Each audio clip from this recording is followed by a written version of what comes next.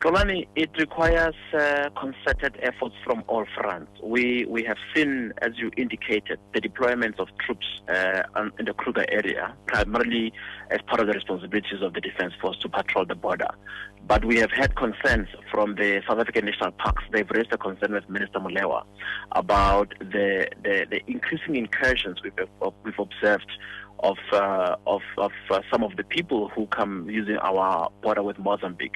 Remember, there's a trans-frontier arrangement with Mozambique which allows for the free flow of our animals between the two countries.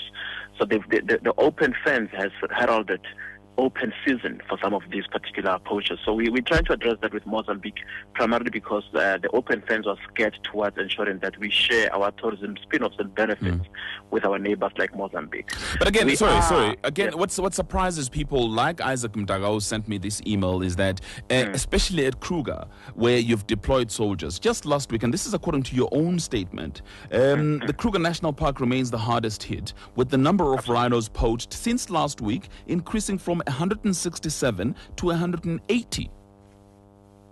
Polani, we don't have a park of that size anywhere in Southern Africa, and I'm sure in Africa. Kruger would be a state if it were somewhere else. Kruger is bigger than Swaziland as a country. Swaziland as a country has got an army, it's got a police force, it's got other security forces. Kruger, it was meant to be a park that was built when there was stability, when there was not this level of poaching. But what we've seen over the years, is an increase in poaching that has seen our rhino poaching statistics going up. I mean, last year we had lost 668. This year already we are sitting at 249. So what we're saying is that we need to not only look at what we do on the ground, but we need to also clamp down at the international level, because all of these things are to satisfy a particular need in a market somewhere. And most of those markets are found in Asia.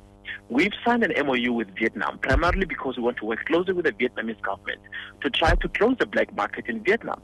We have signed an MOU with China just a month ago during the BRICS summit. And that MOU with China, among other things, it talks about biodiversity protection, and that the rhino is one of them.